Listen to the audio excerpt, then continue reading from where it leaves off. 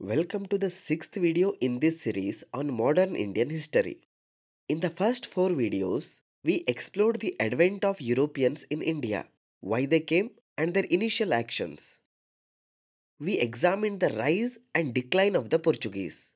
In the fifth video, we studied the Dutch, focusing on the rise and eventual decline in India.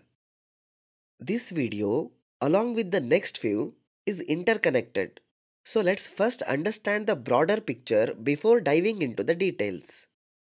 The French arrived in India significantly later than the other European powers. While the Portuguese had arrived in 1498, the English in 1600, and the Dutch in 1602, the French came as late as 1664. In comparison to these three, the French were considerably late. We have already covered the Portuguese and the Dutch. Now, let us focus on the French and the English, as these two powers played key roles in the major battles in India. Although the Dutch did interact with both the English and the French, there were no significant battles involving them. Let us understand one important point. Before 1746, there were no major battles between the British and the French in India. From 1600 to 1746, the English primarily pursued their commercial interests, while from 1664 to 1746, the French focused on their economic goals. During this period, both powers coexisted in India almost peacefully, with only minor incidents occurring. It was only after 1746 that the French and English began engaging in significant conflicts, with the English eventually emerging victorious. By 1760, the French faced their decline in India, and the British began expanding further into the interior of the country. Let us be clear about one more point. The Mughal Empire was founded in 1526 and lasted until 1857. It reached its peak starting from the reign of Akbar in 1556 to the death of Aurangzeb in 1707. After Aurangzeb's death, the empire began to decline, becoming progressively weaker with each successive emperor. During the Mughal Empire's peak, all European powers, including the Portuguese, Dutch, French, and English, did not dare to challenge the Mughals. Instead, they sought trade privileges from the Mughals or their Nawabs, as the Mughals were too powerful at the time. Things began to change after 1707, as Aurangzeb's successors were much weaker. In the beginning, to establish a trading post or factory, Europeans typically needed permission from the Mughal rulers or sometimes from their local Nawabs. Now let us take a deeper look at the French beginning. The French arrived in India in 1664, much later than the Portuguese, English, and Dutch. The French East India Company was established that year by King Louis XIV with the goal of competing against other European trading companies that had already set up in India.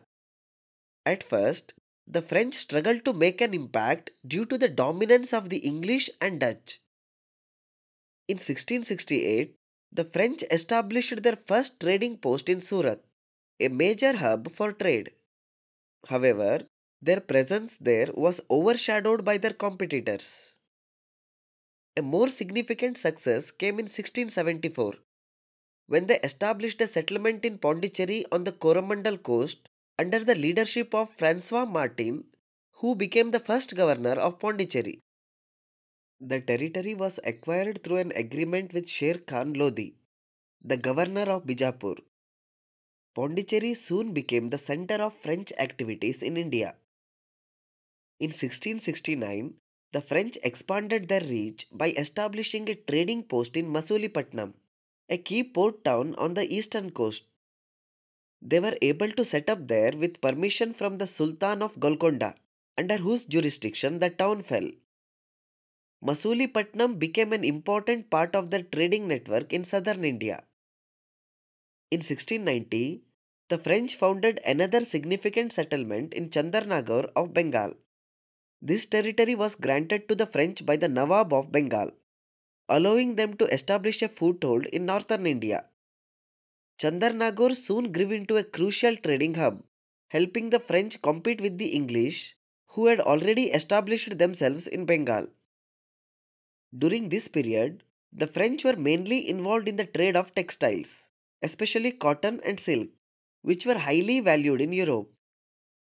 They also dealt in spices, saltpeter, and other commodities. Despite facing tough competition from the Dutch, who had dominated the spice trade, and the English, who had controlled much of the textile trade in Bengal, the French managed to carve out their own space, particularly in southern India. The French continued to expand their influence in the early 18th century. In 1721, they acquired Mahe, a small port on the Malabar coast, and in 1739, they secured Karaikal from the local Nayaks of Tanjavur. By now, the French had established several key settlements in India, including Pondicherry, Chandernagore, Mahe, and Karaikal. These settlements formed the backbone of French trade in India. By 1746, the French had firmly established their presence in India, focusing primarily on trade. They worked to strengthen alliances with local rulers such as the Nawabs of Carnatic and the Marathas to further secure their position. The competition with the Dutch and English remained strong, but the French continued to hold their ground, especially in southern India. Finally, let us analyze a very important point.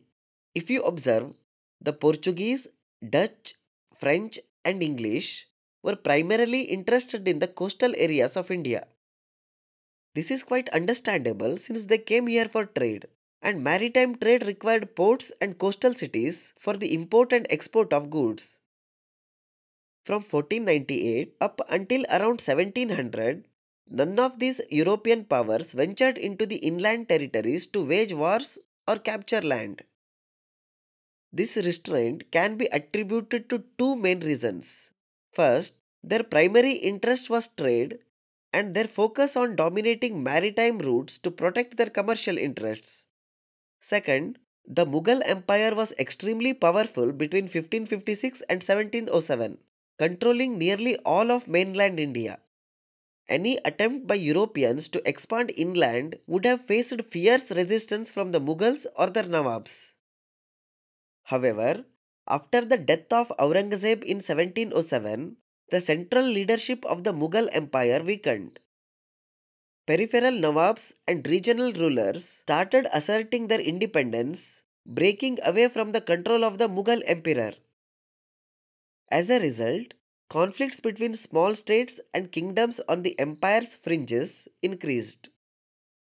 It was during this period of political instability that European powers began to intervene in territorial disputes. The French were the first to take advantage of these disputes. They supported local rulers in their quarrels, hoping to gain influence. It was during this time that they became involved in local politics, supporting Chanda Sahib and Muzaffar Jung in their conflicts against their rivals in the Carnatic region. This French intervention drew the British into the fray, leading them to support the opposing factions, which ultimately set the stage for further conflict between the two European powers. This is all about French from 1664 to 1746. In next video, we shall see the English in India from 1600 to 1746. From 1746, the Carnatic Wars begin, mainly between the French and the English. And we shall see what happens after that in upcoming videos of this series. Follow our playlist for all videos in the series. Also check out our website for notes and summaries and additional content on the series. Link is given in the description box below. Thank you for watching and subscribe to our channel Clarity of Concept.